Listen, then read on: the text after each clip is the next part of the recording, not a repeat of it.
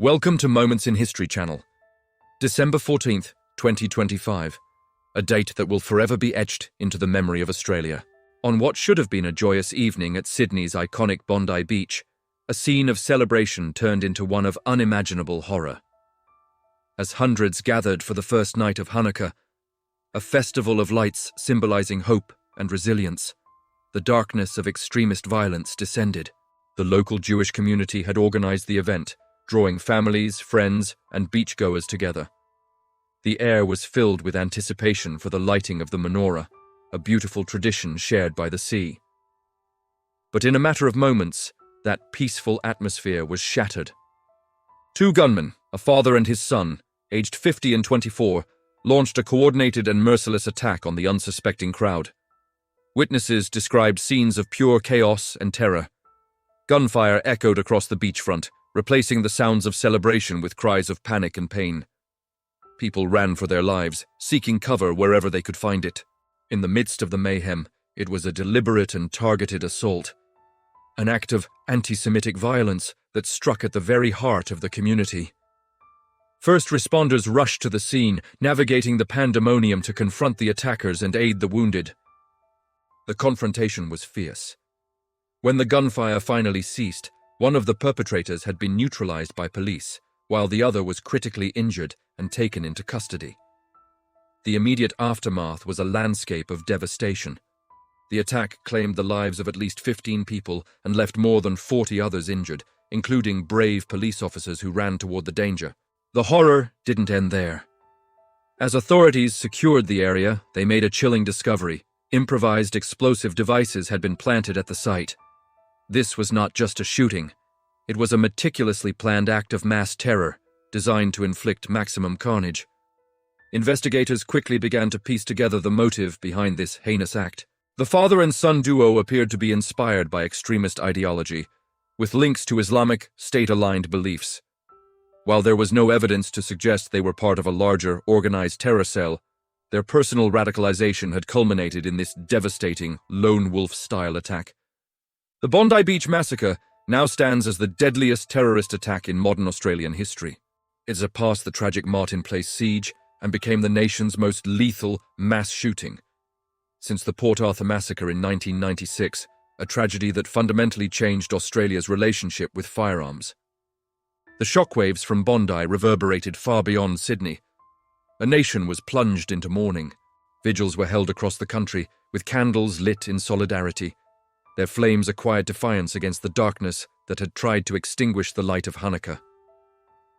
Australian Prime Minister Anthony Albanese addressed a grieving nation, his voice heavy with sorrow and resolve. He condemned the attack as pure evil and an assault on everything Australia stands for: a multicultural, tolerant, and peaceful society. He promised that the government would not be broken by this act of terror. In the days that followed, conversations about national security, gun control, and the fight against extremism intensified.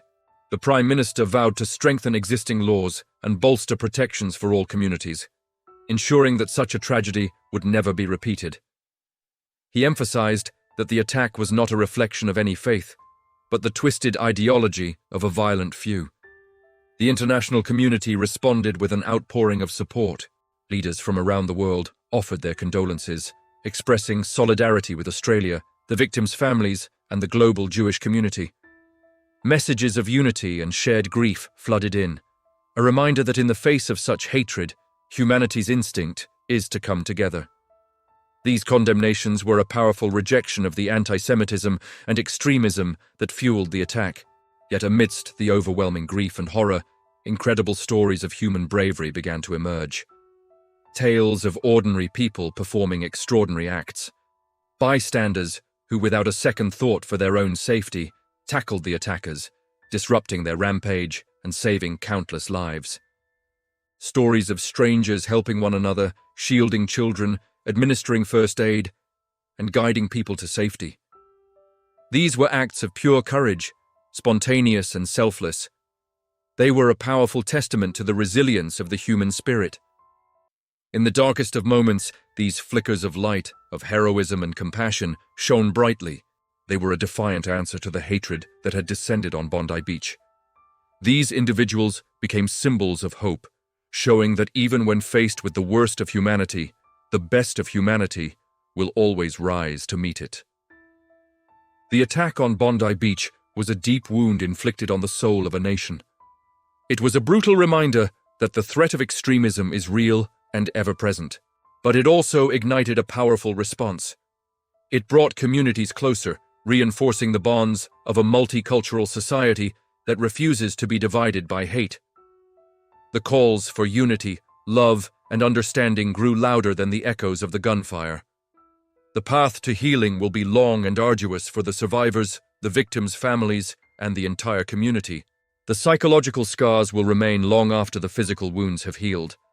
But the legacy of this tragedy will not be one of fear. It will be one of resilience, of a community that stood together in the face of evil, and of a nation that reaffirmed its commitment to peace, tolerance, and the unwavering belief that light will always, always overcome darkness. Thank you for watching. If you found this story important, please consider subscribing to Moments in History channel for more in-depth content. Stay safe, and let's continue to stand for unity and understanding.